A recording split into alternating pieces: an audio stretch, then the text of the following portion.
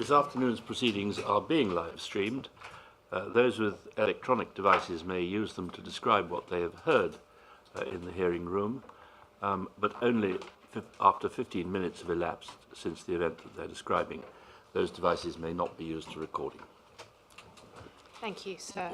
Mr. MacLeod, just before lunch, I showed you 2 minutes dated the 24th of August involving TM42, one in which he recorded having spoken to Eric Docker, and then one in which he recorded speaking to Commander Churchill Coleman. Yes. Right, about information received on the face of it from Robert Lambert. We have up on screen, please, now a briefing note of the same day, MPS 0735381. It's your B25, sir. And this is a briefing note in which TN42 is recording having passed information to Detective Inspector Gray. And just before I carry on, TM42 is an individual that the inquiry has given a temporary nominal to, TM42. He was an officer, a special branch officer, wasn't he? Are you able to say? TN42. Please don't say the name, but if you look at the cipher list and, Yes. and see who it is. Oh, yes. So this is a special branch officer, not an SO13 officer. Yes. And he is passing in this briefing note information to, or he's recording having passed information to Detective Inspector Gray. So if we could have a look, please, at the first 2 paragraphs on the first page. He is recording, telling Detective Inspector Gray that information from a secret and reliable source showed that the original target for the incendiary bombing campaign, Harrods, had been changed. There were now to be 3 separate targets, all unknown at the present time, which Andrew Clark, the prime motivating force in the plot, would select and reconnoitre on Monday and Tuesday, the 24th to the 25th of August. So that's what we saw in the minute that he recorded after speaking to Eric Docker. And then this briefing note goes on to say that special branch surveillance had seen Clark collect a white plastic bag from an address in Grove Road, Bow, E3, on Saturday the 22nd of August 1987, and transport it in an old ambulance to 43 Hillside Road, Tottenham, the address of Geoffrey Shepherd. This man is a close associate of Clark and is deeply involved in the plot. It has subsequently been learned again from a secret and reliable source that the plastic bag in question contained the component parts for a number of incendiary devices. So again, minute, which is comment by Lambert on the contents of a bag containing component parts. And can we have a look? Please zoom out from that. I'm not going to take you through the rest of that page, but can we have a look, please, at the top of page 2? The note from TM42 says this: Helen Steele of Linden Road, M15, is the only other principal figure to emerge in this inquiry. However, as intelligence shows that she is most unlikely to have anything incriminating at her address and to facilitate source protection, it is recommended that her premises should not be searched. I asked you this at an earlier point in the chronology, but at this point, do you recall Bob Lambert mentioning anything to you about Helen Steele being involved in a plot to put down incendiary devices in August or September of 1987? No, definitely not. Are you able to assist as to why not searching Miss Steele's address would facilitate the protection of Robert Lambert?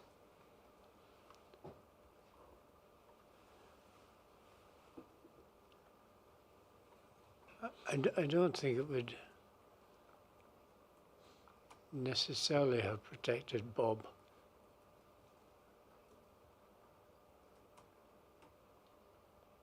No, I don't believe.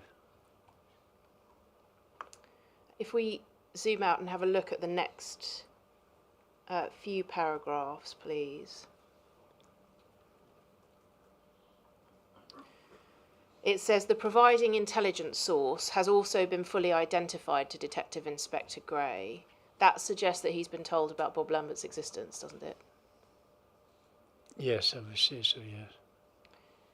And arrangements are in hand for a specifically selected SO13 team to search his address and detain him for an appropriate period of time as a means of supporting his credibility.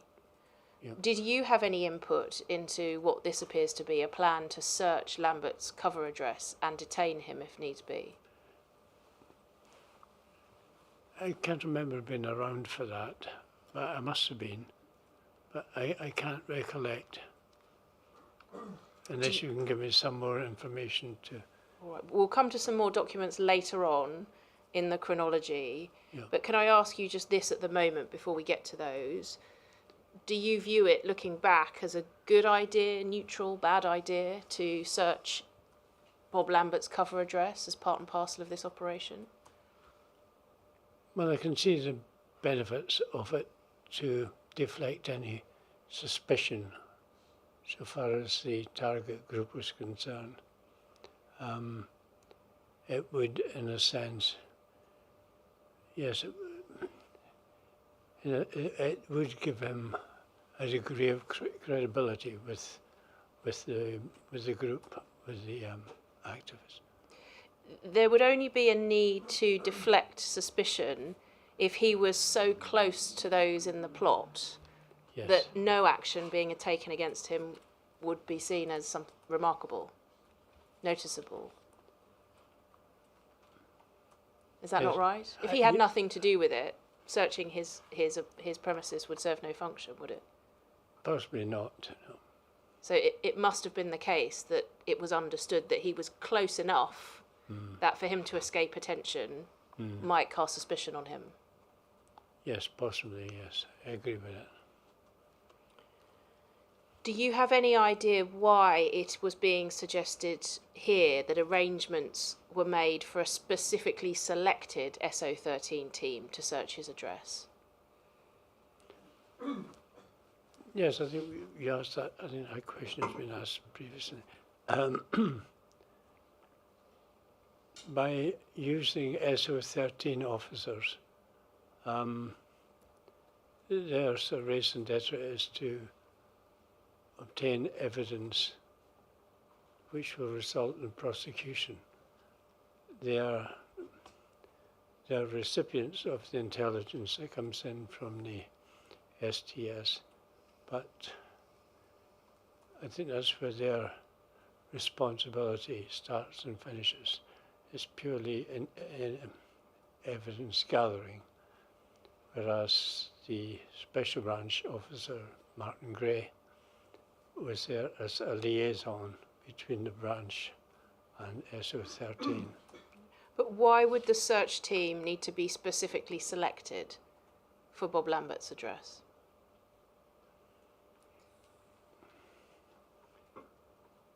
To give a false impression that he is under suspicion from the police, and this way to sort of gain some credibility. But the suggestion here isn't, unless I've misunderstood it, is not just to send in any old team from SO13, No. but to select the team, to handpick them, for want of a better phrase. Can you think of any reason why the team would be handpicked to go to Lambert's address? I don't know why they were handpicked. I can certainly see why you would have Martin Gray as the lead on this, but why? I can't see what advantage there would be in having no, I can't quite see the benefits of that.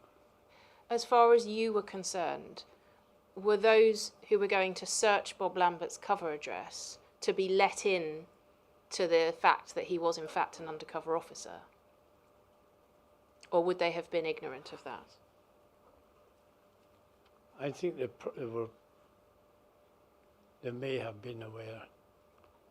Are you able to say one way or another? No, I'm not. That's why I'm hesitating. The final paragraph on this page ends as in this way: it was hoped that a combination of surveillance and further intelligence might identify prospective planters of the devices in the intervening period. Do you recall having an expectation that Bob Lambert might be in a position to identify who would plant devices in August, September?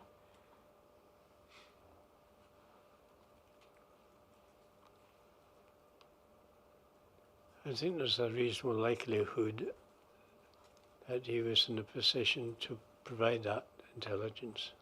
But do you remember having any conversations with him about seeking out who that would be? No, I know. No, there was no conversation on that. If we could take that down, please, and have up on the screen MPS 0735362. This is dated 2 days later. It's minute 18 at the bottom, please. Thank you, and over the page. So 2 days later, another minute from TN42 to Assistant Commander Operations. And at the beginning of the minute, he is describing what surveillance officers have observed of Clark and Shepherd, do you see? Yes. And them meeting up, carrying plastic bags. If we could just go over the page to the top of page 2 of the document, please. It says this: it is just possible that Shepherd may have begun to assemble the devices at his home address. However, I am assured by the source, through Acting Detective Chief Inspector Docker, that this man does not possess the ability to complete the job. This will have to be done by Clark, and therefore the two men will need to meet before completion of at least one device can be assumed. Again, this is quite detailed intelligence, isn't it, coming from Mr. Lambert, that Shepherd, whilst he might be in possession of components, isn't going to be the man to put the device together. Yes, I agree. Do you recall coming into receipt of this intelligence? No, I don't. Do you remember asking any questions of Lambert about his state of knowledge of Shepherd and Clark manufacturing incendiary devices? No, I can't remember having a conversation to that effect. I'll show you in a moment an intelligence report, an SDS intelligence report, a couple of days after this. But take it from me from the moment that this intelligence about the possibility of Shepherd beginning to assemble a device at his home address, but not being considered to possess the ability to complete the job, that information doesn't make its way into a written SDS intelligence report. Could you think of any reason why it might not? No, frankly, no, I can't.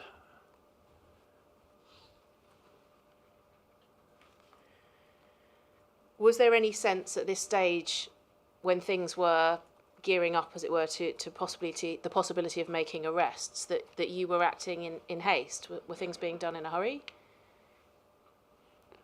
Or do you not remember it feeling like that? I can't remember feeling that. I knew there was a desire to get a result as quickly as possible. But other than that, I can't remember. If we take that minute down then and look at the intelligence report that follows it 2 days later, dated 2 days later, it's MPS 0735376. It's your B27B, sir. Eric Docker signs this off, Mr. MacLeod, rather than you, but it's understood by the inquiry to be an intelligence report. In fact, it appears to have Mr. Parker's signature at the end. I'll check if that is correct. The minute sheet is certainly signed by Mr. Docker, and we see that the S1784 number in the margin on the left, that indicates an SDS report, doesn't it? Yes, it does. And so an SDS report dated the 28th of August 1987. If we could focus in to begin with on paragraphs 2 and 3, please. Okay, so paragraph 2, I'll summarise, reports the postponement of plans to target Harrods because live animals have been found to be kept at the premises. So we've already seen in briefing notes and minutes that information had been reported orally, that Harrods was no longer the target. So that's now committed to writing. And then paragraph 3 records this. It has also transpired that Clark's girlfriend Helen Steele has recently taken delivery of 200 liberated rats at her home address. Clark has therefore decided that these animals should be found safe homes before his next campaign commences, and he has therefore decided that the earliest date for his next action will be Friday the 11th of September 1987. So for the first time in this report, we see reference to Friday the 11th of September as a new date for the attacks, and also reference to 200 rats being present at Helen Steele's address.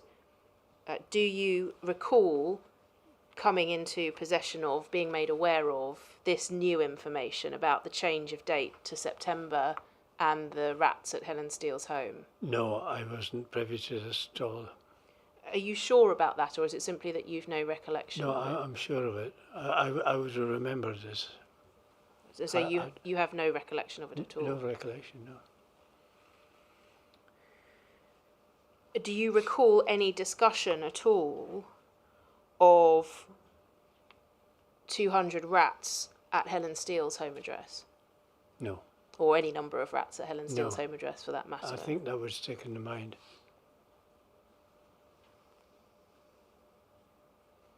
So it would stick in your mind. Sorry, I didn't quite catch that. So you can't assist us, for example, as to how the rats got to Helen Steele's home? And if it was suggested that it might have been Bob Lambert who took them there, I mean, what would you say about that? That is possible. Could we have a look at paragraph 4 of the report, please?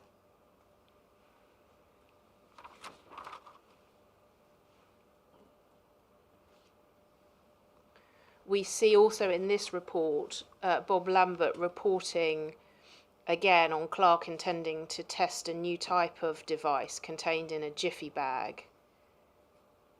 And then it sets out details of how Shepherd and Clark are proposing to visit the City of London to identify possible future targets, that they will test it in a remote area such as Epping Forest, and if successful, there will be an incendiary device attack followed quickly by a jiffy bag campaign.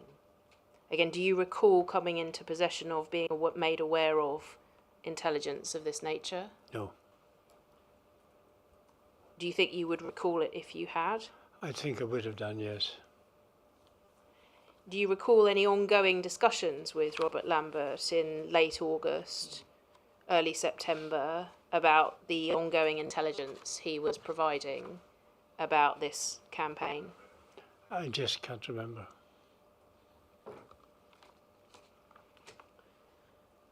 If we take that report down, please, that's the 28th of August, and have a look at a briefing note from the same day, again TN 42, responsible. It's MPS 0735377. It's your B27A, sir.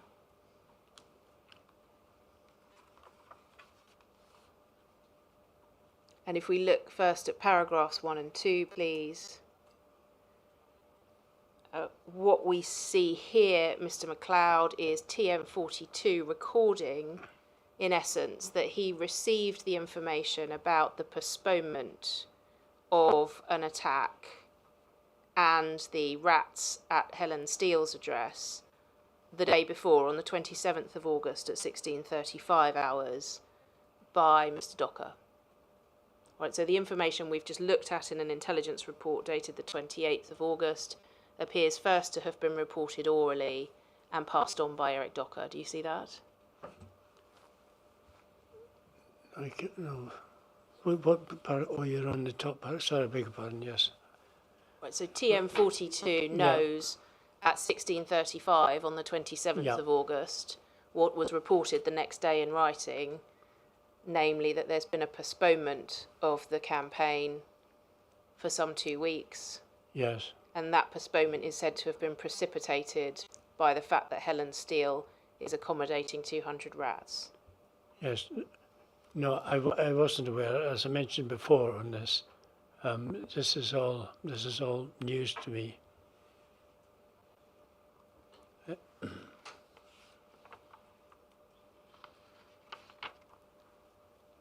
All right. If we have a look, can we have a look, please, at paragraph 6 of this report? It asserts that the component parts for 4 devices still unassembled are secreted at Shepherd's address, where they will remain for the time being. Are you aware of whether that was information reported by Robert Lambert?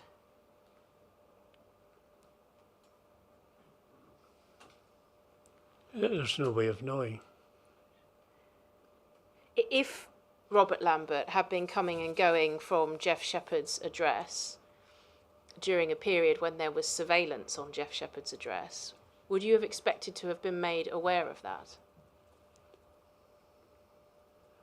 I don't think he would necessarily share that information with us. And then finally, paragraph 7 of this document, please. Eric Docker had stated to TM42 that the source is confident that he will remain in touch with developments and be in a position to give early warning of the rescheduled incendiary campaign. Do you recall any discussions with Bob Lambert to that effect? No, I can't, but I say again that Eric had been standing in for me. So I don't know where I was at that time. Right, so you understand him being described there as acting Detective Chief Inspector to mean that he's standing up or stepping up in that period? Yes, it is, because I can't remember this.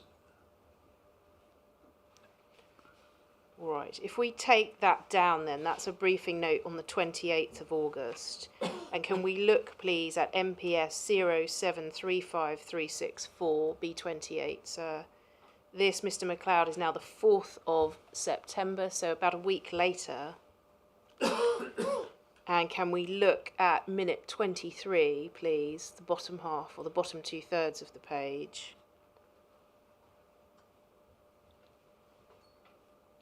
And again, this is a minute from TN42 to Commander Operations, and it's initialed PP. Is that Mr. Phelan? Yes. And Detective Chief Inspector MacLeod, so you had indicated that information received from a secret and reliable source shows that it is still the intention of the suspects, Clark and Shepherd, to put down incendiary devices on Friday, the 11th of September 1987. Details of the proposed targets remain unknown, but assembly of the devices, now thought to number 5, is expected to take place on Wednesday or Thursday, 9th, 10th September 1987.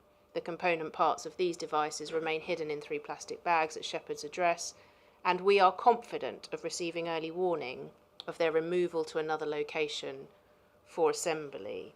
So it appears, doesn't it, that by the 4th of September at least, you were back in harness and passing intelligence obtained by Robert Lambert to TM42. Yes.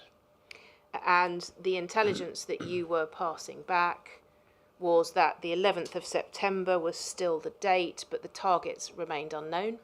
Yeah. And that there are now supposedly to be 5 devices, whereas earlier reporting had indicated 4. Do you recall there being an increase in the number of devices reported? No, I can't remember that particular detail having been mentioned to me. And having spoken to you, it appears from the second paragraph that surveillance was reintroduced on that day, on the 4th of September. So we see a starting again of a surveillance operation.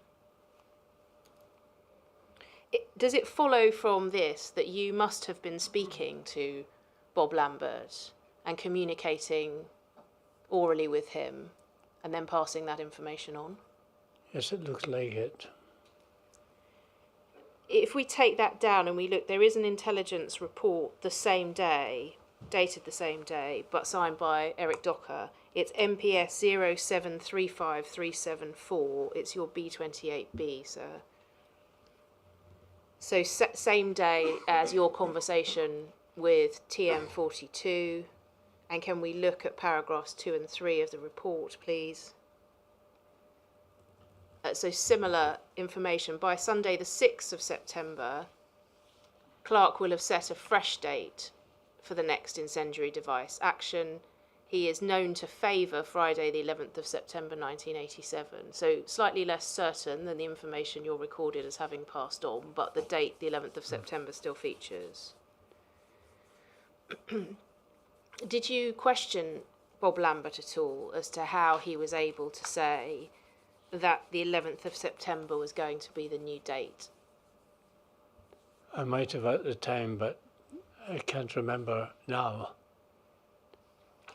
I've asked this question a number of times, but did it concern you or cause you to question at all how it was or how close Lambert had to be to know that sort of information? Well, frankly, it never occurred to me to question it. Perhaps I should have, but I didn't. The paragraph 2 goes on, full details of this planned action will be reported on Monday the 7th of September.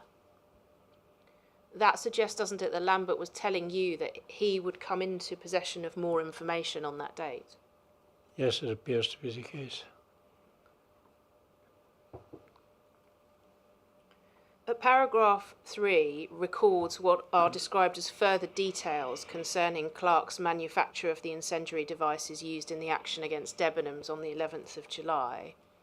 And it goes on, with the assistance of Jeff Shepherd, it took him 2 days to manufacture 10 devices. Whilst he may well have speeded up his technique, it is anticipated that they will need a full day to make 5 devices, the likely number this time. They will all be constructed simultaneously, with Shepherd being given the initial mundane tasks before Clark assembles the actual devices.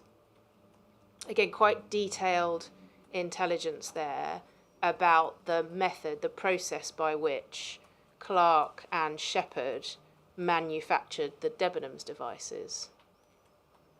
Did that cause you to reflect on how close Mr. Lambert had been to the Debenhams campaign, the Debenhams attacks? Frankly, the answer is no. I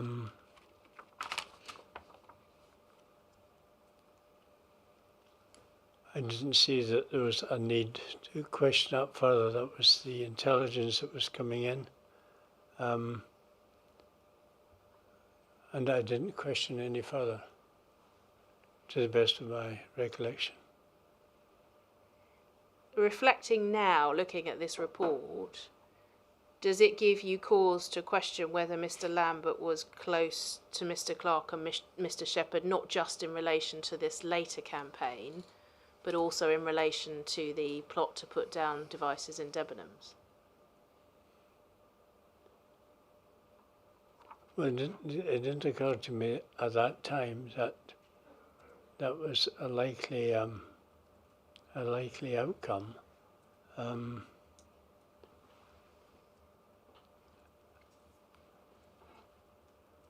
I can't be absolutely certain just how I regarded that at the time, but clearly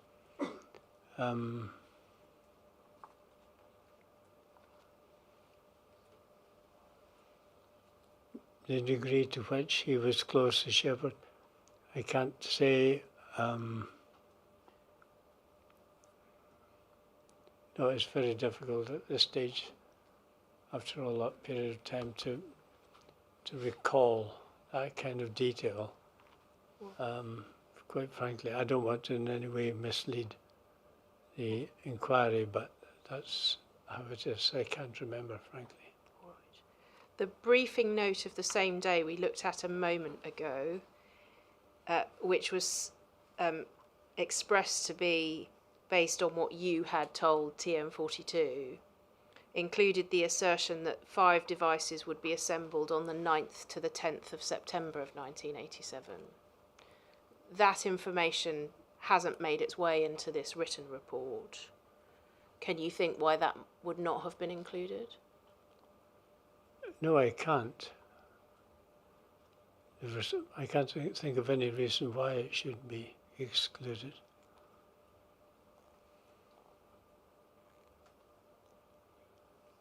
All right.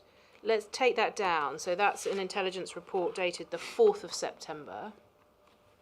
And 2 days later, there is a briefing note with an update from Eric Docker. It's MPS 0735375. It's your B29, sir. Again, authored by TN42. And can we focus first of all on paragraphs 1 and 2?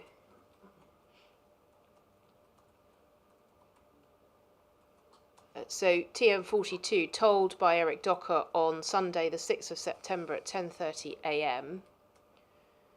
that information received from a secret and reliable source showed that a change of plan had occurred in preparations being made for the intended ALF incendiary device campaign. So you'll recall the intelligence report we just looked at suggested that Lambert would be able to provide more information on the 7th of September. In fact, he appears to have provided more information on the 6th of September at some time before 10:30 in the morning. And that information is being passed from Docker to TM42. Do you see? Yes. Paragraph 2 records that a CID drugs warrant had been executed at Clark's address, and that had caused him concern that this might threaten his incendiary campaign. So he had decided to use Shepherd's Flat, 43 Hillside Road, as the focal point for further necessary preparations. And then could we have a look, please, at paragraphs 3 and 4. Later today, Clark is expected to visit Shepherd's address, and the two men will proceed to experiment on the ignition chemical red oxide, which it is intended to use in the Phase 2 devices. This will probably involve the use of the fireplace at Shepherd's Flat. And paragraph 4, there was no suggestion that any work on the Phase 1 devices would be undertaken today, and it remains Clark's intention to begin assembly of the proposed 5 devices on Wednesday the 9th of September.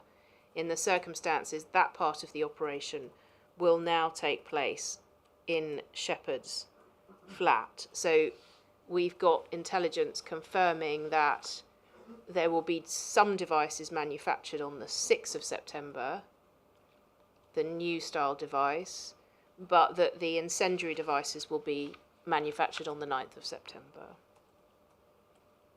Do you recall coming into possession of or being made aware of this update? No.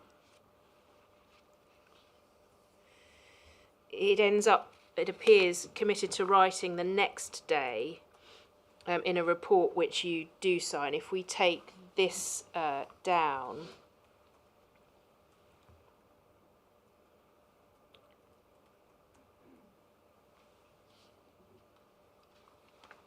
and we have up, please, MPS 0735373. It's your B31, sir. And so we see you signing the minute sheet there on the 7th of September. And if we look at the body of the report, please, starting with paragraphs 2 and 3. What is reported is that on Saturday, the 5th of September, leading ALF activists Andrew Clark and Jeff Shepherd attended an anarchist benefit gig in N16.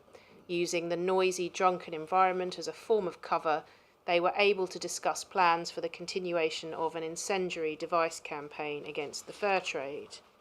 Paragraph 3 describes the information we've just seen in the briefing note, that following a raid on Clark's address, he's decided to switch manufacture of further incendiary devices to Shepherd's address in Hillside Road. And then if we have a look, please, at paragraph 4.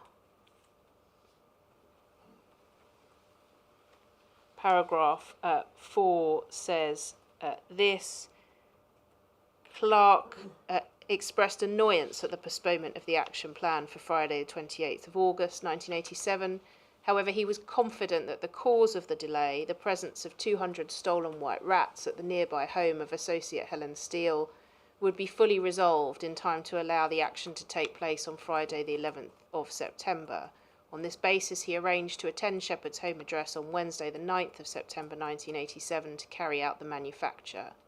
He indicated to Shepherd that he would switch the day to Thursday the 10th of September if the remaining stolen rats were not taken from Steele's address until Wednesday, but he did not think this was very likely.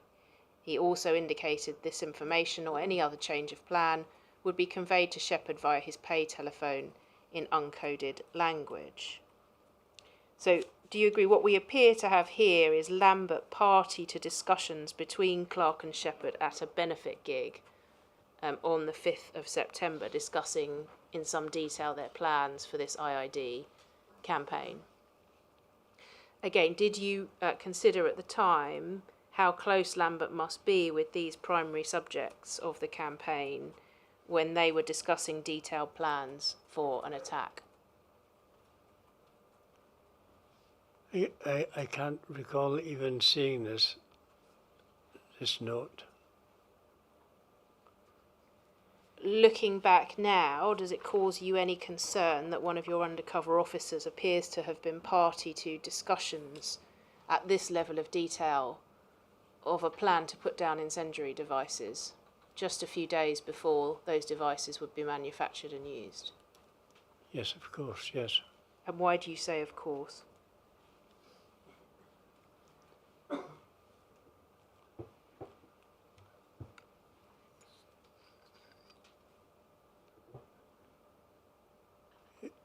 If he had information of an impending attack, I would have expected him to bring it to our attention earlier. Well, he is bringing it to your attention, isn't he, through the various reports, oral and written, that we've been through. Yeah. But in terms of how close he must have been to those intending to carry out or put into action these attacks, to Clark and Shepherd, did that cause you any concern, or does it now? Well,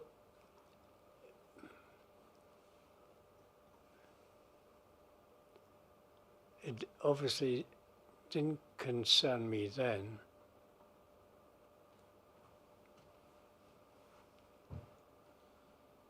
And no, I don't think it would have concerned me now. So no concern that he's this close to what might be termed an ALF cell involved in an incendiary device campaign?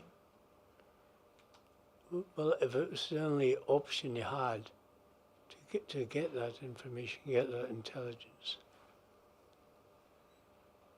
there's the only way you could circumvent the attack occurring if you hadn't got that close. So I'm kind of conflicted as to whether I would have felt any differently in order for him to complete his mission, so to speak. He would probably have required a degree of latitude. And would you have expected him to have had to present himself as someone willing to take part in the planning in order to get this information? Well, that's taken the step too far.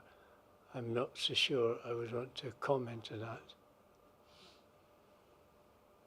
Because I simply don't know. But I would again expect common sense to kick in.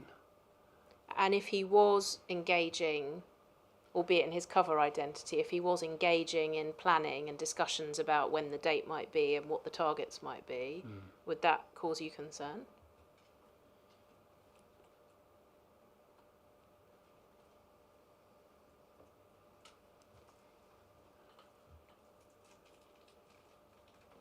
Well, if it could result in disrupting the campaign, that would be to the good. It's clear, isn't it, from paragraph 4 of this report that's on the screen, that there appears to be some confidence, certainly as Mr. Lambert is reporting it, some confidence on the part of Andrew Clark that the rats would be taken away from Steele's address in good time to permit his timetable for this incendiary device attack to go ahead.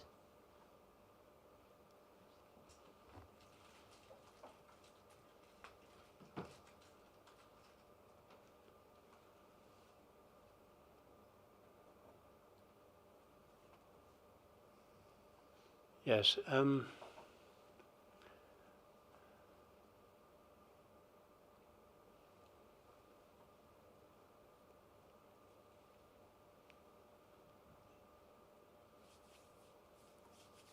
No, I don't really have a comment on that.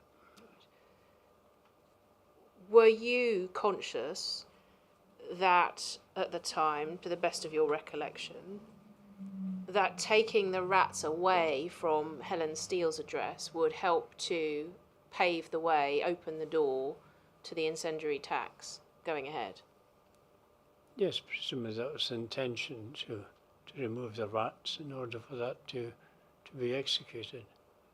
Do you recall whether or not you discussed with Robert Lambert him taking away the rats? I never discussed it at all with anyone. His evidence to this inquiry is that he did take away at least some of the rats. He took them to Luton. Were you aware of that? No, I wasn't. What is your reflection on whether or not that was a permissible thing for him to do, given that it appears to have been a step towards the incendiary device attacks taking place? But the incendiary attacks hadn't taken place at that time. But taking away the rats was likely to open, or should I say clear the path for Mr. Clark to make his devices. In those circumstances, do you have any view on whether it was right for Mr. Lambert to be involved in moving the rats away? Well, that was a decision he obviously took. I wasn't aware of it until you brought this up. So frankly, that was the only way in which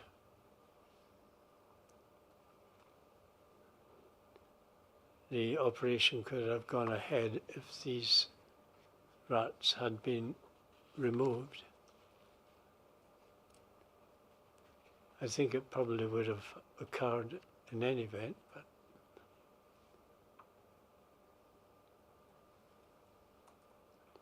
or it would require, as it says here, another a change of plan, if necessary.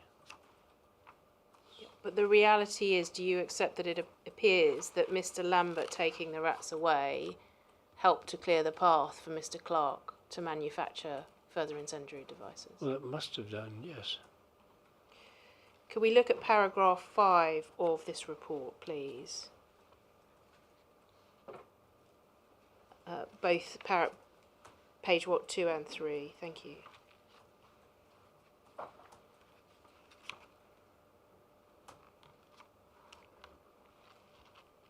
And the report contains a summary list of the component parts that are said now to be at Shepherd's home address.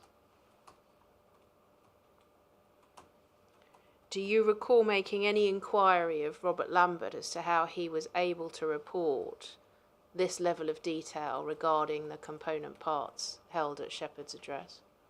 No, I never had any such discussion with Bob Lambert in this. Bearing in mind the earlier reporting that we looked at before lunch, to the effect that only Clark and Shepherd would be involved in the detail of the manufacture, is it not surprising that he was able to obtain this level of detail?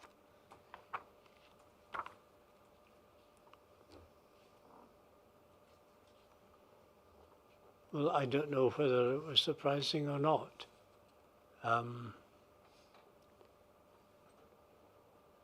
It would have been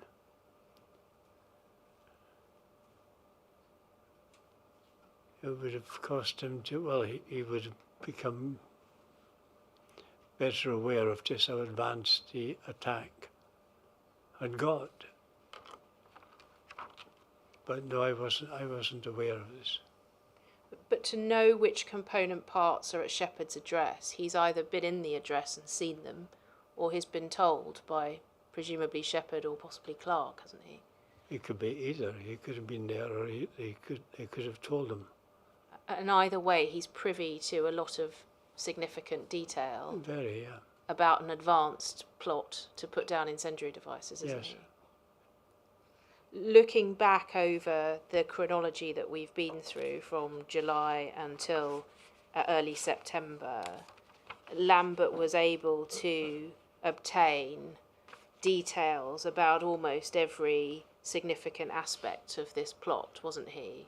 The targets, even Yes. though they varied over time, the date, even though it changed over time, the types of devices, who had the component parts, where the manufacture would take place, even though that changed over time. Was it really not the case that at the time you realised that he must have been part of, representing himself as part of a cell with Clark and Shepherd? No, it didn't occur to me. I thought at the time the most important thing was to disrupt the operation and carry out the arrest. That was the main focus. I'm afraid this may, surprise it may be to you, but I mean that wasn't the primary focus. And looking back over the evidence now, does it seem likely to you that Bob Lambert was part of a cell with Clark and Shepherd over these months in the summer of 1987?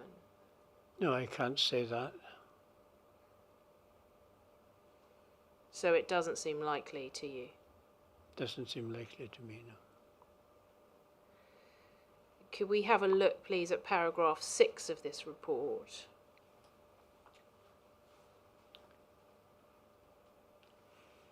It's reported here that Clark plans to purchase further items to be able to make 4 incendiary devices on Wednesday.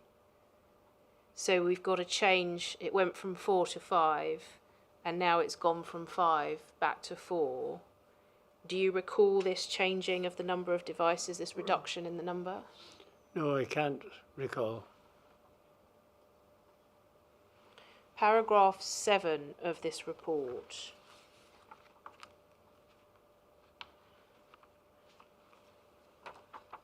reports that Mr. Clark had arranged to attend Shepherd's address on the Sunday, the 6th of September, to experiment on the fireball device.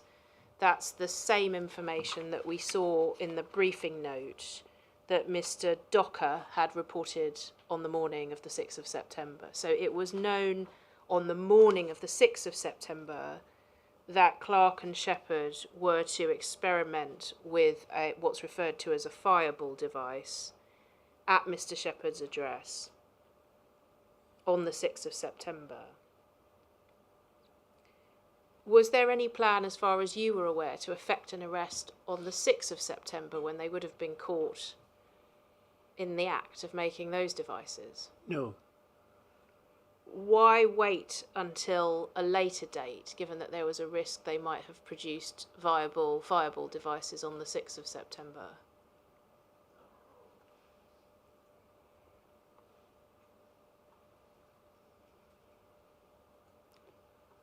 Well, I'm not really sure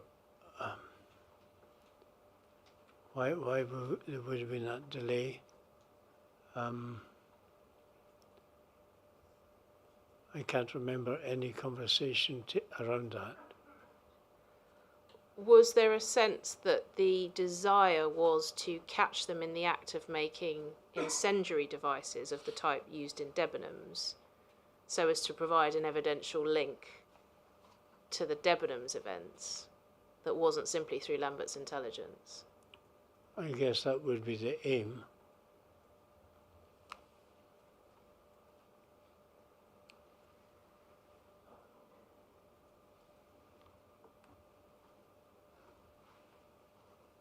Right.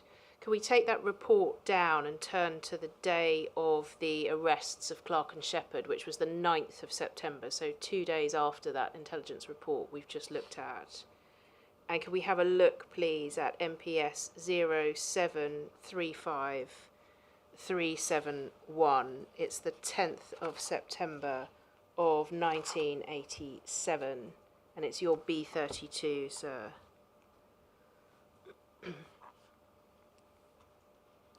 And this is just simply to assist you to refresh your memory, Mr. MacLeod. It's a note recording paragraphs 1 and 2, please. That on the 9th of September 1987 at 11:30 a.m, it was reported that subject 2 had left his home and was at subject 1's address. So that's Andrew Clark is subject 2 and subject 1 is Jeff Shepherd. Right, so Mr. Clark has gone to Jeff Shepherd's. Detective Inspector Gray, SO13, was informed, and a search warrant was subsequently executed at 4:45 p.m. at Shepherd's address, 43 Hillside Road. The undermentioned persons who were in the process of manufacturing incendiary devices were arrested, and that's Andrew Clark and Jeff Shepherd. What do you recall in terms of your role on the day of these arrests? I remember being delighted that they had been arrested. So were you kept informed of progress as it went along on the day? I was aware of his progress, but not hour by hour, day by day. I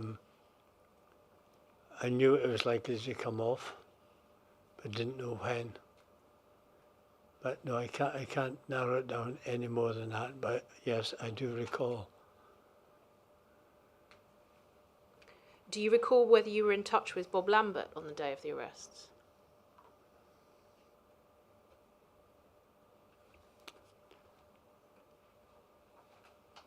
I can't remember where I was, but I was away from home, and I think I heard the report on the radio that arrests had been made.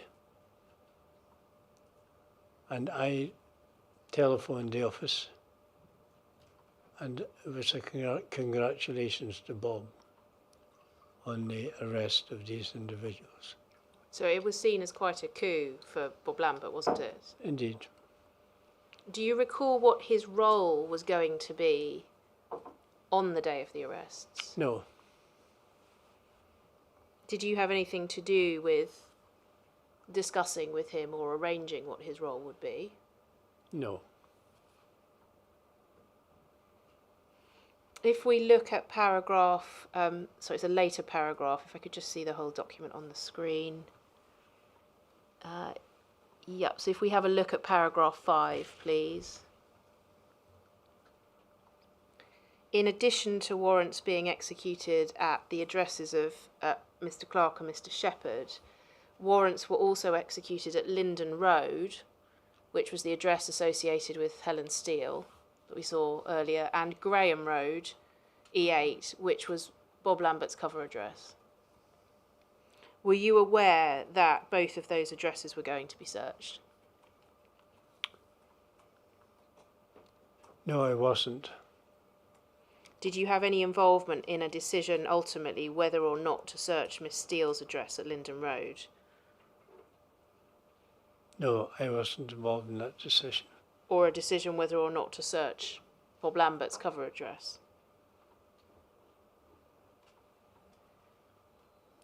On that point, I can't remember what we decided. Do you remember whether or not Mr. Lambert knew that his cover address would be searched?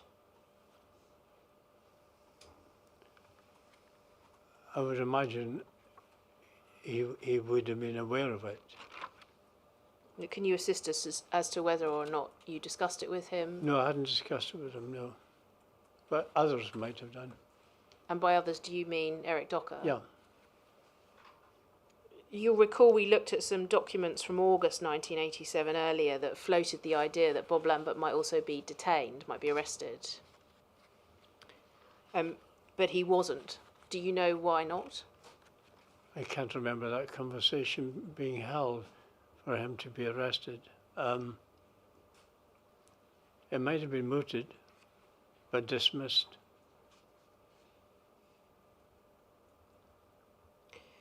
Do you know whether the search of Bob Lambert's cover address was a complete sham, as in deliberately cursory and not really carried out, or whether it was a full search? Well, I can't comment on that because I wasn't there. It would just be hearsay from others who carried out the search. But no, I'm not aware. Did you hear anything about Bob Lambert having planted John Player special cigarette boxes in his cover address for the search team to find? No.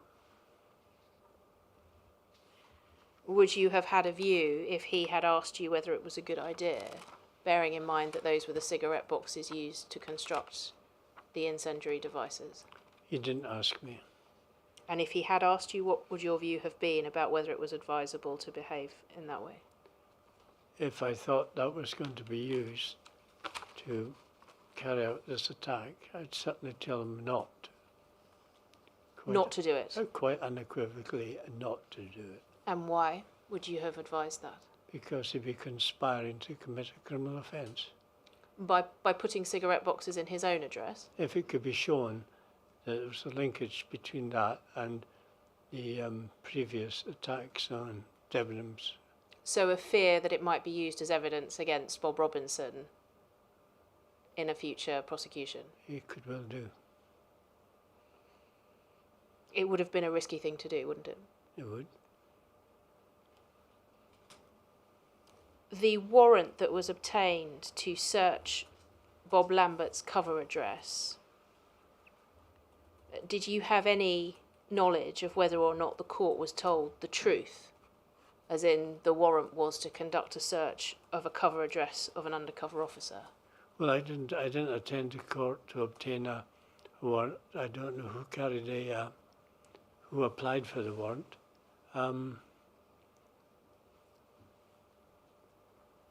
As to what was told the court. Would it have troubled you to learn that the court wasn't told the full truth? Yes, I think it would, yes. Would you have expected the court to be told that the warrant was being sought to further the cover of an undercover officer who was providing intelligence about the principals in the plot?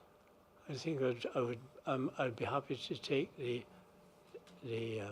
court, clerk of court, whoever we're applying to inform them of this plan, which I think should take precedence. The very fact that you're reporting it to the court should in itself suffice. Could I just ask you to look at a passage in your witness statement to assist in clarification potentially of what's there? It's page 149, paragraph 257D.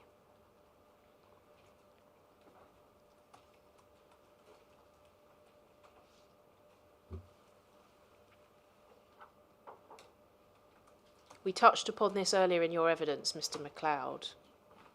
You say this, subparagraph D. I do not recall seeing or hearing about a photograph of Lambert with Belinda Harvey in or around August or September 1987, which suggested that they may be having more than just a close relationship. I find his evidence, that's Lambert's evidence, on this point quite strange. He alleges that a special branch officer, who may or may not have been Detective Sergeant Couch, searched his cover flat in August 1987. I note from the documents provided to me that SO13 searched his flat on the 9th of September. If that is the incident he was referring to, then any photograph would have been found by SO13. I have no reason to believe that Detective Sergeant Couch was involved. No fault of yours at all, Mr. MacLeod, but the inquiry is in possession of evidence, including from Mr. Couch, that he did in fact attend the search at Bob Lambert's cover address in September. Do you follow? So Mr. Couch, Detective Sergeant Couch, was present at that search. Right. And knowing that he was present at that search, does that change your evidence at all in terms of knowledge of a photograph or any knowledge of Mr. Couch's role there? Well, Mr. Couch's role there would have been to report back to the office. Normally the DI, Barbara, would have acted as the go-between between SO13 and the branch, and the information fed back that way. I'm not quite clear what the role of Mickey Couch would have been. Let me set out what he says, and then Yeah. you can comment on it. So his evidence was that by the time of this search, he was no longer serving in the SDS, but he was serving in a liaison role with SO13. Right. And he says he was contacted by Eric Docker and asked to attend the search in a sort of welfare role for Bob Lambert. Were you aware of any of that? No, I wasn't aware, but it's what I would expect. You would expect. It doesn't surprise you. Yeah, it doesn't, because of the circumstances that Bob Lambert was in. He was in a very difficult situation, and of course it would become a welfare concern because of the role that was playing. But why would a search be difficult if Bob Lambert understood that it was a sham to bolster his cover?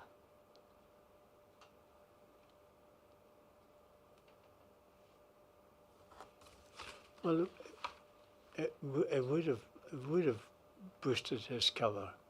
So why would his welfare have been of particular concern if he knew that? It wasn't that he was being subjected to an unanticipated No. search at which he might be at real risk of arrest and investigation, was it? This was a sham, and he knew it. So why would he have needed a welfare officer there?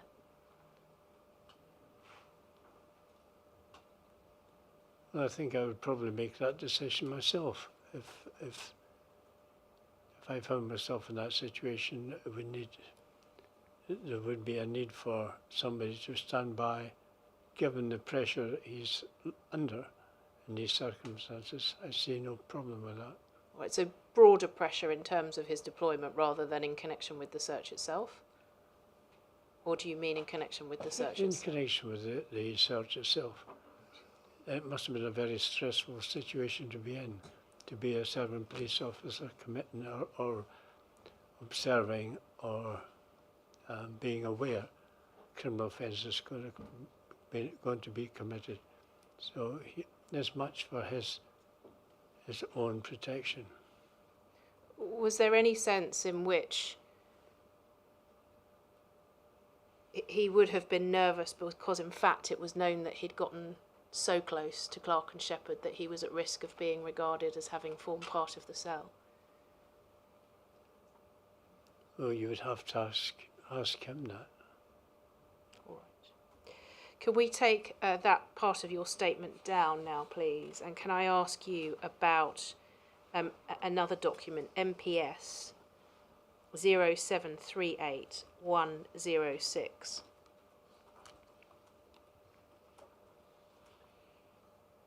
Could we go to the first page just so that the witness can see what it is? These are notes taken by Operation Hearn during a meeting they had with Eric Docker in July 2014. Do you see that on the top of the first yes, page? Yeah. And I want to ask you, please, about something that's recorded on page 3. It's the penultimate paragraph, I think. Yes. Thank you. So this is what Operation Hearn noted, having spoken to Eric Docker. All right, I'll translate the Hearn nominals for you. So N10 is Lambert, informed N39, which is Docker, that he would ring the office when Clark and Shepherd had been in the flat a couple of hours. This is about the day of their arrests. All right, so that's Lambert telling Docker he would ring the office when Clark and Shepherd had been in the flat a couple of hours. So that suggests that Lambert, certainly as far as Docker knew, Lambert was going to be able to warn the office when Clark and Shepherd had got together to manufacture the devices. Did you understand that to be the situation, or were you unaware of that detail? I was unaware. And then the account recorded from the meeting with Docker goes on, this was in order to allow Clark and Shepherd sufficient time to prepare the devices, teams were in place, and when the call went in from Lambert to Docker, he phoned George Churchill Coleman, who then called the SO13 team in. Docker did recall that on the day of the arrests of Clark and Shepherd, he had a difference of opinion with Dave Short, C Squad Chief Superintendent, and Short said something like, "The man's out of control. You've lost him." Docker told Short that Lambert would phone with the information, and he did.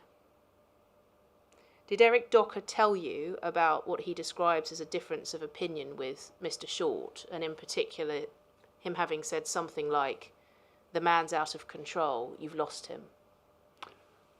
No, he didn't. In fact, this is total news to me. Did Chief Superintendent Short speak to you at any point and express that sentiment about Bob Lambert, that you'd lost him? No, he didn't. Was there a concern amongst you, or that you were aware of amongst more senior managers, that Bob Lambert was out of control as an undercover officer at this point? I hadn't heard that conversation. But did you hear any other conversation or comment to the similar effect? No, I hadn't. I would have been concerned had that been the case, but I hadn't heard it. And concerned, can you explain why, how you would be concerned? Well, I'd like to know what it meant by being out of control and you've lost him. And unless you could talk to David Short, there's no way of knowing what he meant. Did you ever come to the view, however tentative, that Bob Lambert might be an officer you'd lost control of? I didn't feel that myself. I thought he was a hard-working undercover officer who produced intelligence reports in a timely fashion. With regard to that, and as at the time, you couldn't fault him. Any sense of losing control of him in terms of how close he had become to Andrew Clark and Jeff Shepherd and their incendiary device campaign? You see, if that had been the case, I hadn't been fully apprised of the extent to which Bob Lambert was. In order for somebody to make a statement like that, it suggests that they know more than what I knew when they say out of control. We've lost him. I can't identify with that. If we take that down, can I ask you this? We've looked at a series of intelligence reports, briefing notes and minutes recording intelligence provided by Bob Lambert shortly in advance of and in the aftermath of the Debenhams attacks, and which in part mustn't they have led to the arrests of Clark and Shepherd?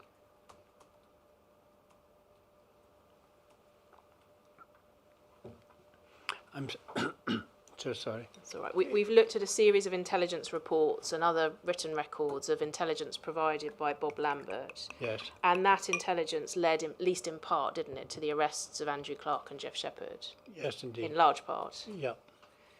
And they were then prosecuted and convicted in connection with what they were doing on the 9th of September and in connection with the Debenhams incendiary devices that went off in July. Yeah. As far as the inquiry has been able to establish, at no point during those criminal proceedings was the involvement of Robert Lambert as an undercover officer disclosed to the defence. So they remained unaware of his part, the part of an undercover officer. Were you ever party to discussions about whether or not his involvement should be disclosed, first of all, to the prosecuting authority, to the CPS?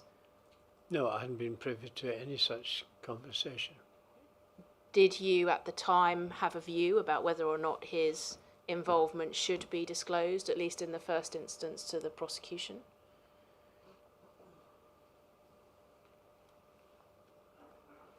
Well, if it hadn't been, it should have been. So you would have expected the prosecutor to be told so that the prosecutor could assess whether Yes. or not it was disclosable Yes. and what to do with it? Did you consider it to be any part of your role as the Detective Chief Inspector on the SDS to ensure that that happened? It is, but it didn't. And have you got any reflection, any idea of why it didn't happen? No, I cannot. So long ago, I can't remember. To assist you, just so that it's clear, you left the SDS in the same month that the arrests occurred. Right, so you weren't the Detective Chief Superintendent for very much longer at all after the arrests. Yes, I vaguely recollect. In your witness statement, you said that you didn't recall whether any consideration was given at the time to whether Bob Lambert's actions amounted to agent provocateur. Is that really right, that there was no consideration given to that throughout this period in the summer of 1987? I'm not sure I can answer that, because I would have expected him to be knowledgeable about the agent provocateur. So you would have expected Bob Lambert to consider it for himself? Well, yes. It's every CID officer in the force should be aware of the provisions of the agent provocateur. For heaven's sake, I mean, I knew about it long before I joined the SDS. These are things that should be in a police officer's mind all the time. Did you not consider, though, when you had an officer like Lambert, who was obviously very close to a criminal conspiracy, that it was something that you might take it upon yourself to remind him of, or to consider for your own part? Oh yeah, well, I'd have to agree. He got perilously close to the centre that he would have been taking a big risk. And would that not have been an opportune moment for you as his boss to have a chat with him about it, or to reflect on whether you needed to? We hadn't got to that point.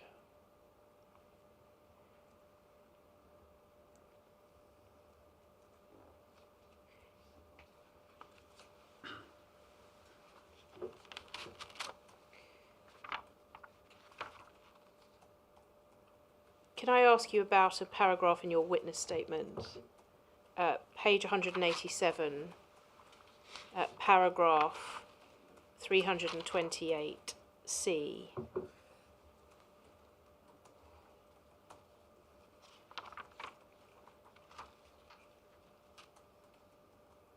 Thank you.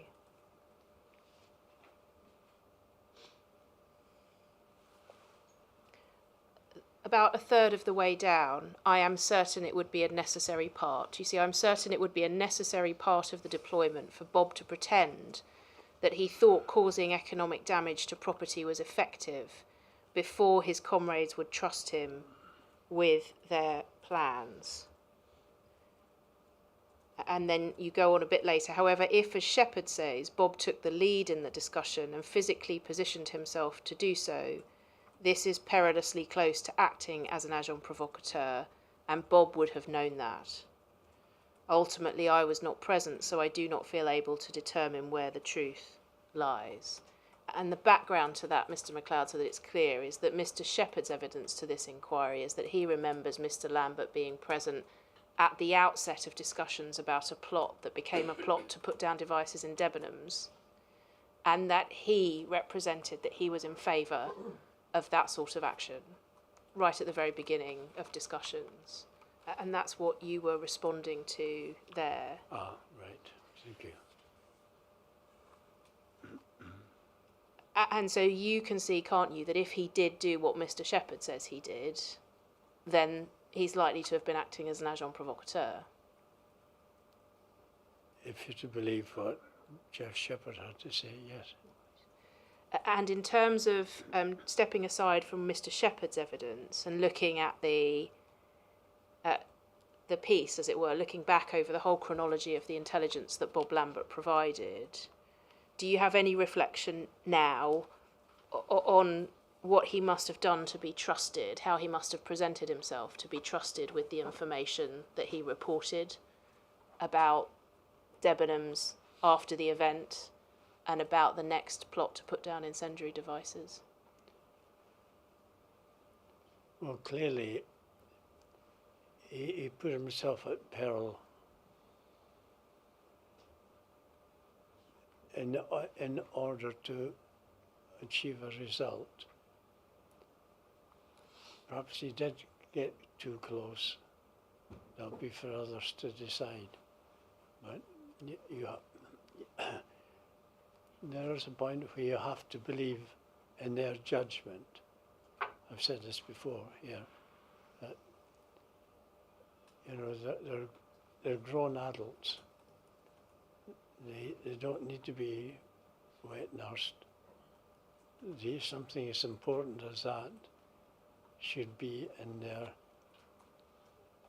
one of the first priorities for them to understand is the rule of law and importance of agent provocateur and so forth. So, come back to the question. Yes, there's an onus on the individual officer, but he was probably acting in very good faith, believing that he was doing the right thing. Others will judge otherwise, I'm sure. But I think that's as far as I would go. I would be greatly disappointed if that proved to be the case, that he acted in that capacity, because we put a huge amount of trust in our officers. And for that reason, I would be personally perturbed by that. And is the reality of the way the unit was running at that time that if Lambert had done the things that he's alleged to have done, but had chosen not to report it back to you, you may have proceeded none the wiser? You were reliant on him to tell you what was going on, weren't you? Yes.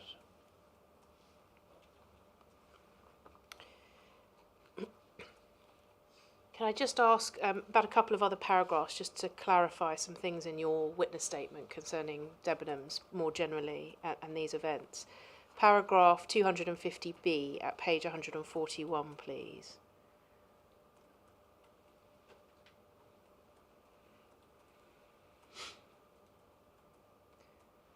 And in this part of your witness statement, you are commenting on the liaison that you had with more senior officers. And you say about halfway down subparagraph B that you would only trouble Ray, I think that's Ray Parker, is that right? Yeah. If there was anything of real concern. And one of the examples you give is the incendiary attacks on department stores. What do you recall troubling Ray Parker with in connection with the incendiary attacks on department stores?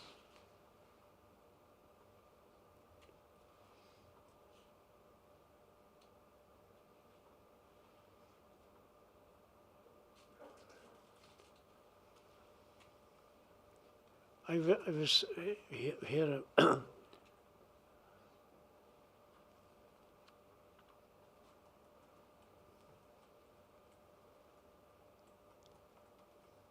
Yes, I would only trouble Ray if there was anything of real concern. The incident with the incendiary attacks on department stores, of course that would be a subject of consideration, discussed. That was a major event. But did you have concerns around the incendiary device attacks and Bob Lambert's role at the time?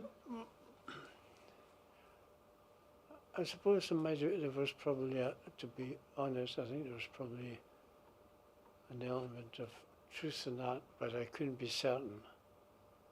And to what extent is there truth in it? Were you concerned about his role? Well, just that circumstantially his position within the target group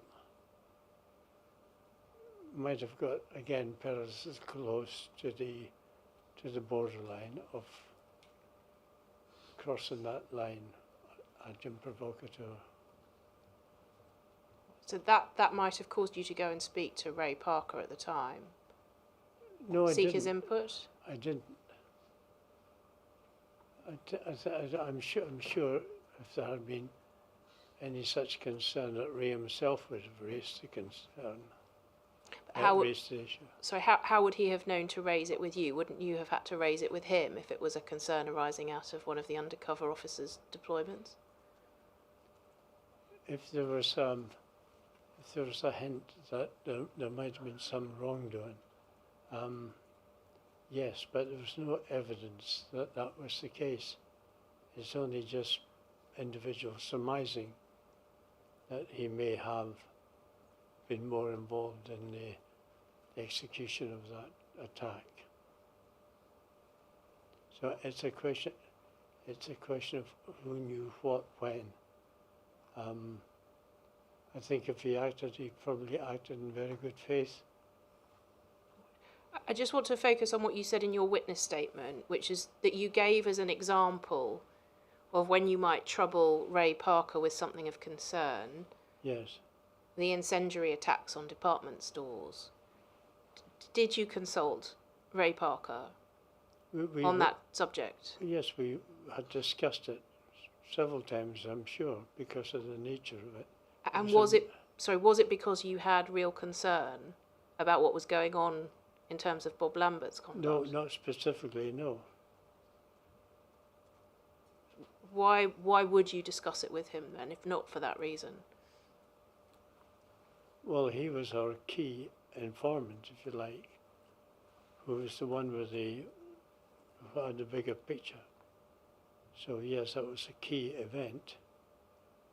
It most certainly was. So you discussed it with him because it was a key event, but not because you had any concern? No, I'm not going to respond to concerns because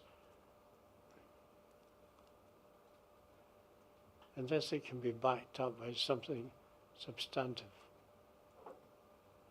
I'm just asking you based on your witness statement, Mr. MacLeod. So you say you would only trouble Ray if there was anything of real concern. And then you say examples were. Yes. And you give one example and the incendiary attacks on department stores. So I understood you to be saying there that the incendiary attacks on department stores was a subject of real concern that you might have troubled Ray Parker with. So I've got those words from your statement. I'm just trying to understand what you meant by that. Perhaps it's wrongly worded.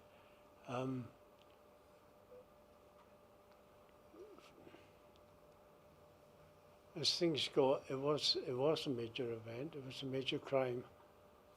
And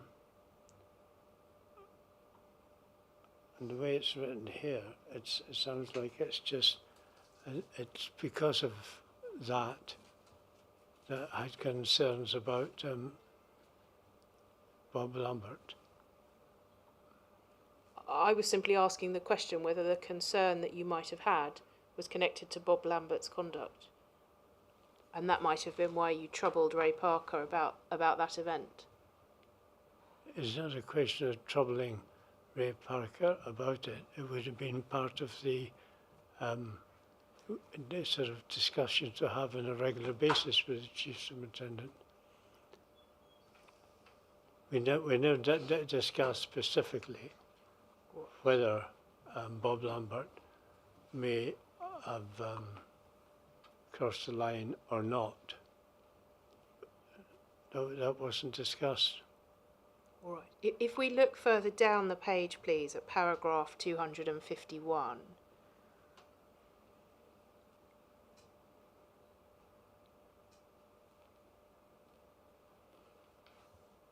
Right, you speak about intelligence being submitted to the squad superintendent for onward dissemination or action, that being the established process. And then you say this: it was only in rare circumstances that intelligence would be brought up in the commander's weekly prayers. This would only be something of such significance that it was deemed necessary to pass on SDS reporting directly to the commander. An example would be the Debenhams incident. Yeah. We've looked at the intelligence reporting in advance of the Debenhams incident, and there is none that the inquiry has found written down from Bob Lambert. So can I ask, what do you recall passing directly to the commander when you say an example would be the Debenhams incident? Well, there'd be other events taking place within the SDS. We'll be talking probably in general terms as far as the as far as Debenhams are concerned, it was a major example. Do you mean intelligence in the aftermath of the Debenhams incident, or was there intelligence in advance that was passed directly to the commander?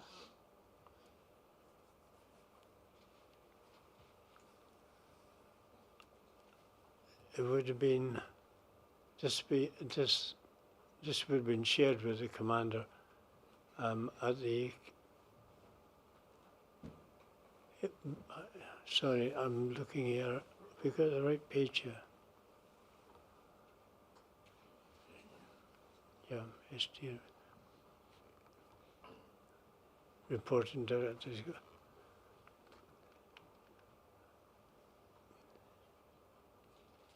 Yeah, this is the weekly. Sorry, I misread that.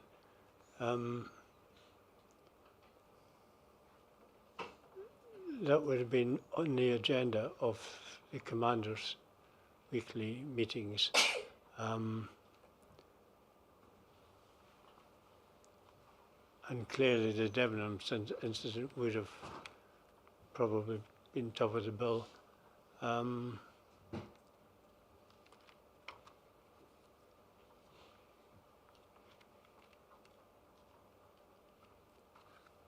So there's nothing, I don't see there's anything sort of misleading here. This would be something of such significance it was deemed necessary to pass it on SDS reporting directly to the commander. And clearly we had a conversation around the incident, no question about that. I'm just seeking to clarify, Mr. MacLeod, whether there was any conversation in advance of the Debenhams IIDs going off with the commander, or whether you mean to refer to what was going on in the aftermath of the Debenhams incidents being raised directly with the commander. It was in the aftermath. All right, thank you. I've got a few more questions to go on this topic, but I wonder, given the structure of the afternoon, if now would be a convenient moment to break. Yes, approximately how much longer do we have before the Rule 10 exercise? I'm awful at estimating on the spot. I would say no more than an hour, probably less. It sounds as though you may have to be here until 5 o'clock or thereabouts. I hope that's all right. It's not a problem, sir. Thank you.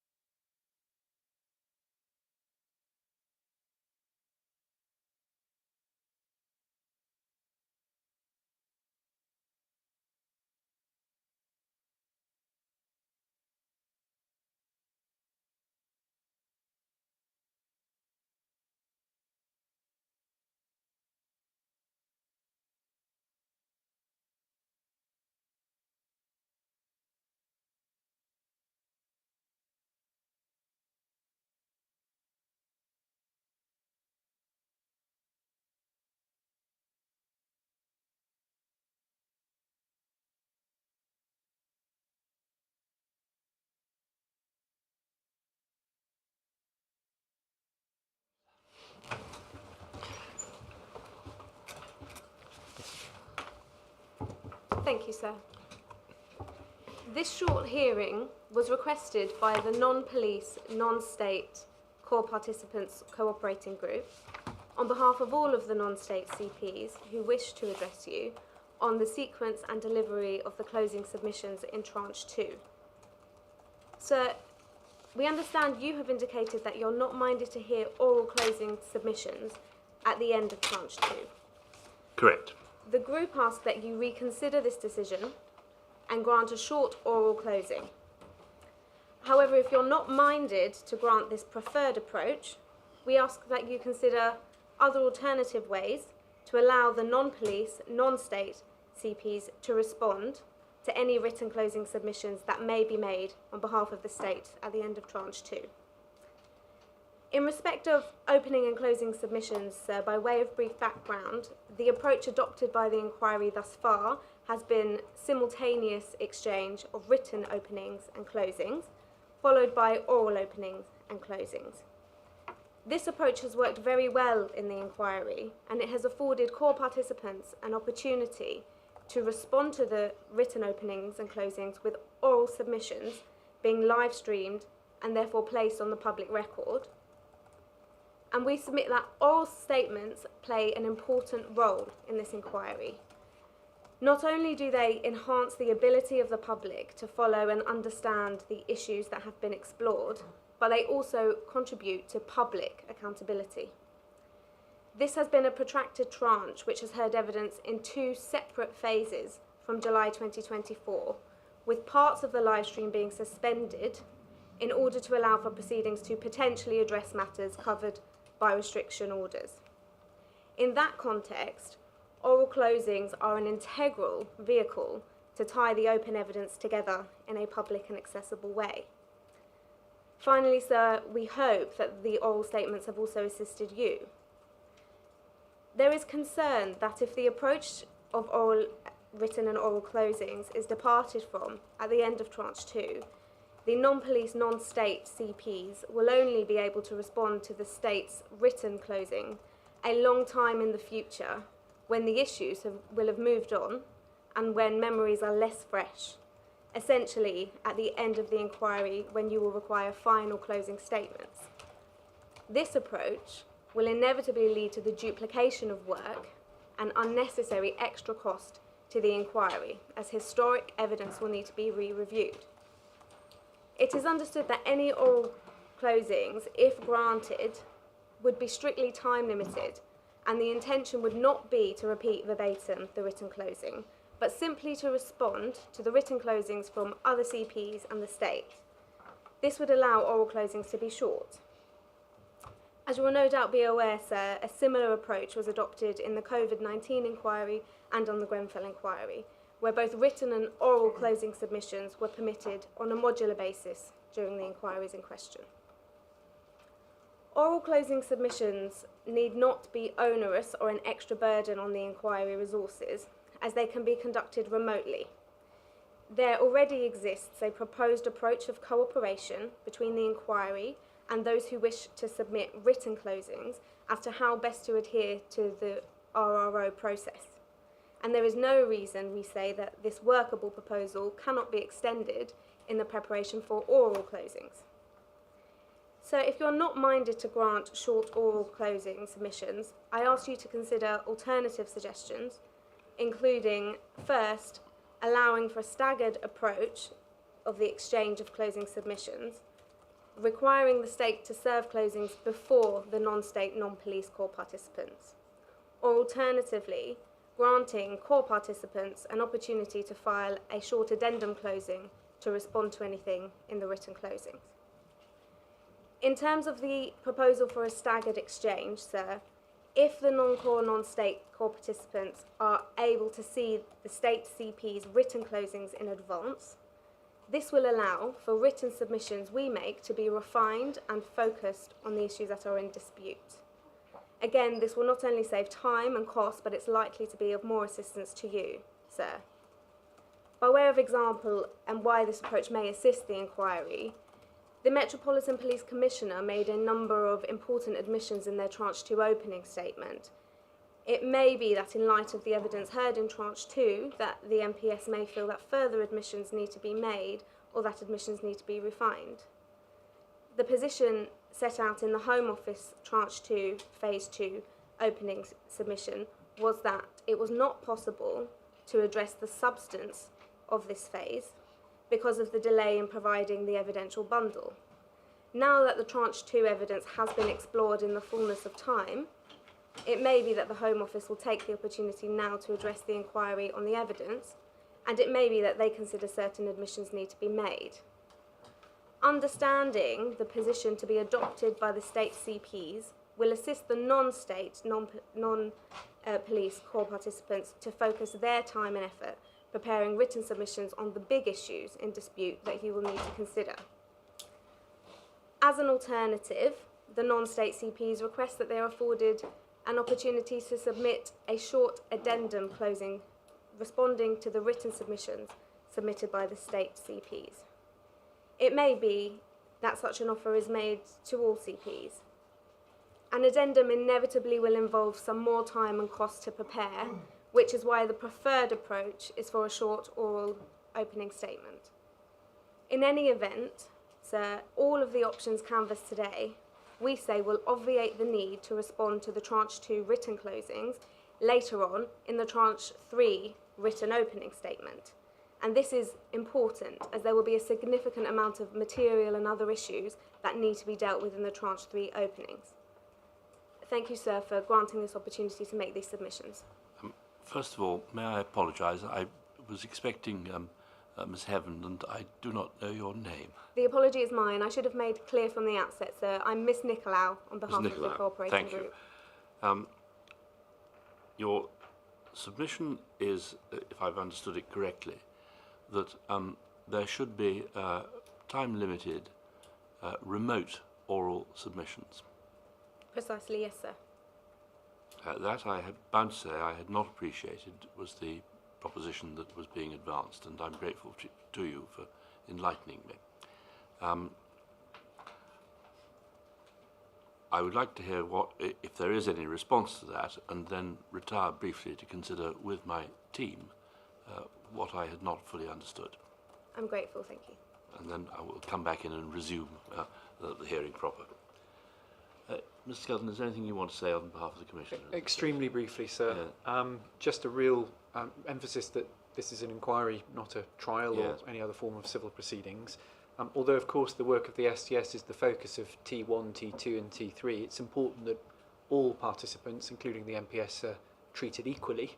And in that regard, I'm not aware of any other inquiries of this nature where there is sequential disclosure of submissions and, as it were, a response process. For the most part, we all feed into you as an inquisitorial, non-adversarial process, and you and your counsel consider all submissions, and in due course we can respond. And in any event, all of the non-state participants and everyone else can respond orally in due course. I don't think so. You've closed the door to oral statements because they're baked into the rules, but you've just merely delayed them potentially from this year to some point later in time. As to the timing, sir, it's really a matter for you. If your timetabling doesn't afford opportunity to make a closing statement publicly, orally, for T2, then so be it. But of course, I'm sure the Met and everyone else will want to do so at some point later in the line. Yes. Now, there is a further matter that I think you want to raise, do you not, in relation to the submissions, whether they are oral or written. And I think possibly the time has now arrived at which you should do that. And I can then adopt the course I've indicated. I'm grateful, sir. So to consider these things. It's really seeking an extension of time for the written submissions. The deadline that was set recently is extremely tight, and it came rather out of the blue. As you appreciate, the Met is a slow-moving beast, and a lot of planning goes into our written submissions, which I hope they are of help as a result. But really, there are 3 points I'd like to emphasise. First of all, the factual evidence will not be completed this week in T2. As you are aware, there are going to be closed hearings, and although it's unfortunately the case that other participants will not be able to take part in those, the MPS will be taking part in those and will need to address you on how they bear upon particularly the issue of justification and value in its closing submission. if we were going to deal with this by way of written submissions or early oral submissions before the closed hearings, which I don't anticipate will be the case, but were that to happen, were either of those things to happen, I would invite you to do it by way of an annex to a written submission or some other means than delay, because I'm well aware that there are closed proceedings and that some of the deployments that I will hear spoken of in the closed proceedings will redound, at the very least potentially, to the credit of all concerned. That's not the only reason for closed proceedings. Some are to protect the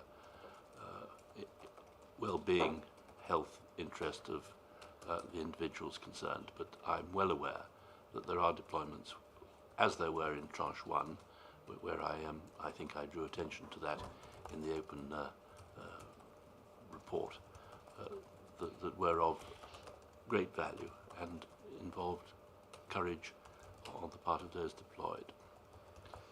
Thank you, sir. Certainly it's the MPS's preference that it would deal openly, compendiously with the deployments, including the closed ones, so that it would factor in the balance of the closed deployments into an open submission as well, in terms of its overall take on the value and justification for those deployments. But I appreciate the detail of those deployments would have to be in an annex which would be closed.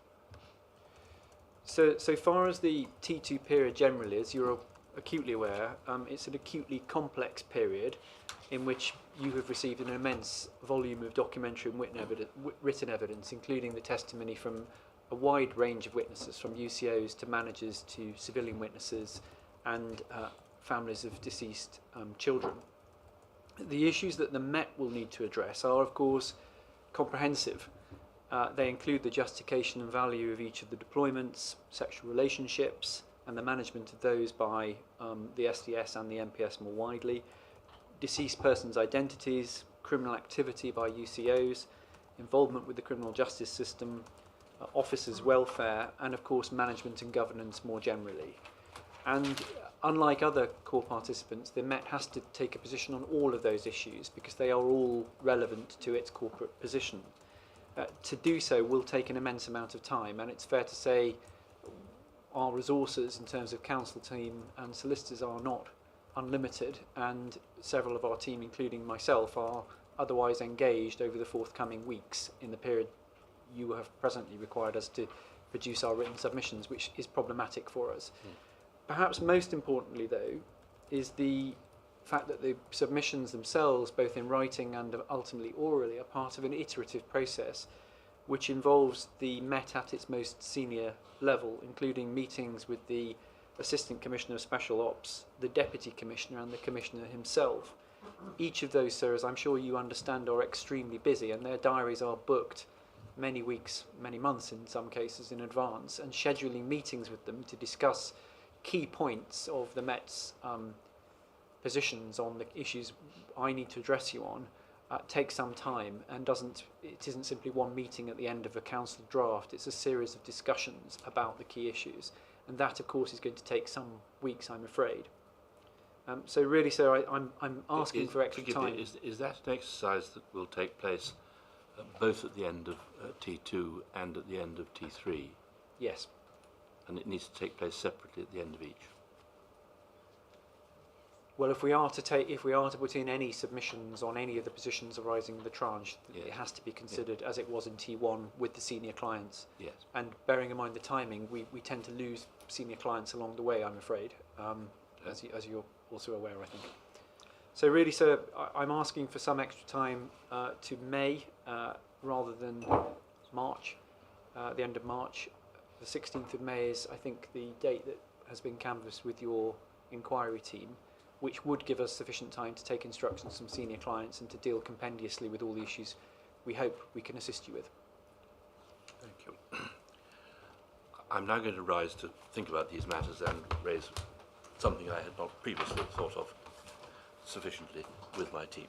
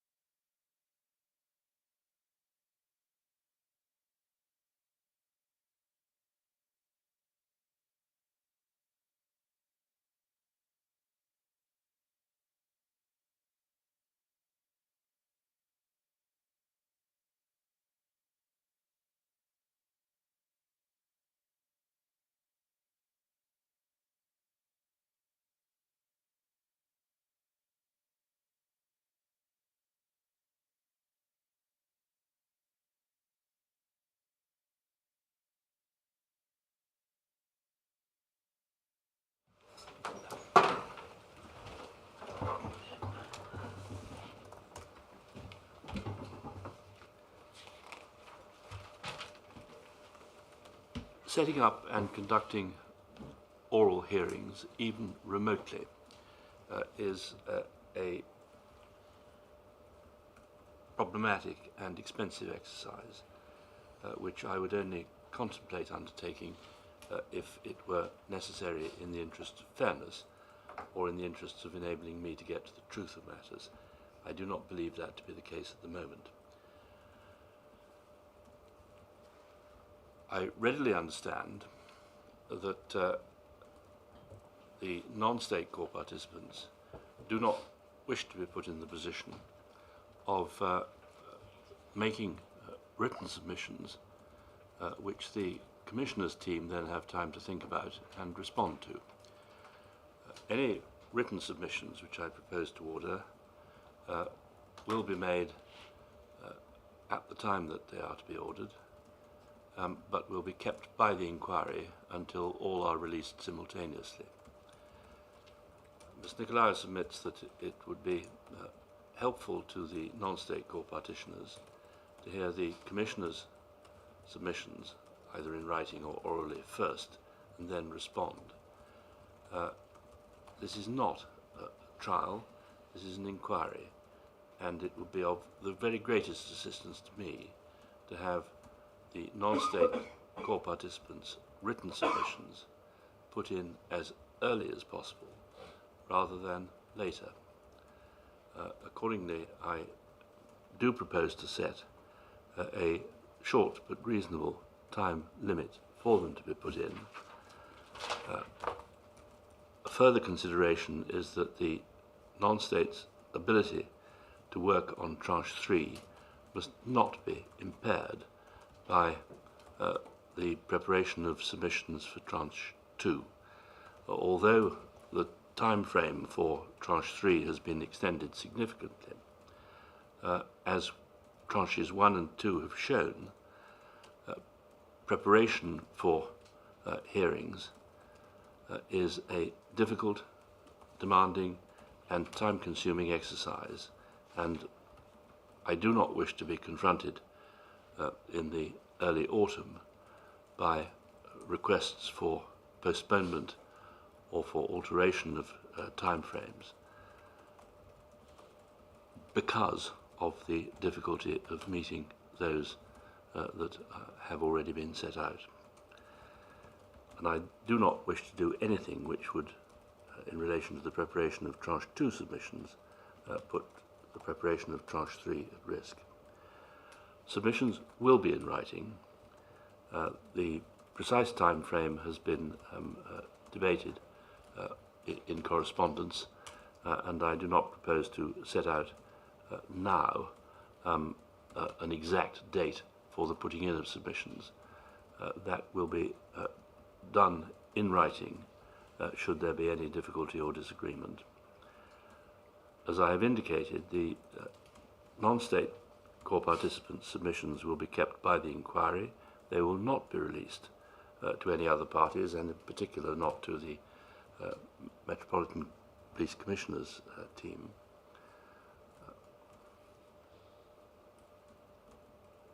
I turn now to the position of the Metropolitan Police Commissioner. As the openings for Tranche 2 showed, very considerable thought has been given at a senior level to what should be said on behalf of the Metropolitan Police Commissioner about the manifest and, I fear, manifold problems that arose in the Tranche 2 period in relation to the SDS. It is to the credit of the Commissioner that those submissions were made in opening, and I have every reason to hope that closing submissions will show the same degree of thought and realism as did the opening submissions. I conclude that it is of great importance that the Commissioner should be given sufficient time to put in considered submissions in relation to Tranche 2. I will invite Mr. Skelton to deal with the time frame for that in a moment. Finally, I say this, that if, contrary to expectation, it should transpire that, in the interests of fairness, or of my need to get to the truth of matters, it becomes apparent that it is necessary for oral submissions on Tranche 2 to be conducted, then they will be. I think the chances of that occurring are very, very small, but I do not wish to shut them out should it be necessary in either of those interests. Mr. Skelton, is now the time to address dates, or would you prefer to do that in writing? The 16th of May, which is about 6, I think, or 7 weeks after the time that is set presently. For written submissions? Yes. Yes. Thank you. Ms. MacLeod, do you want to address dates and times at the moment? If you do, I'm more than willing to listen. But No submissions on the date at this juncture, so we'll put them in writing if that's amenable. yes, I do urge those behind you, however, to have regard to what I said. It's very, very important that the time for preparation of Tranche 3 is not put at risk by the preparation of the submissions. I would welcome, as you've seen, short written submissions, but I would welcome them as early as they can be done. Duly noted. Thank you, sir. Thank you. Thank you all. I think that concludes today's open business, does it not? Yes. Good.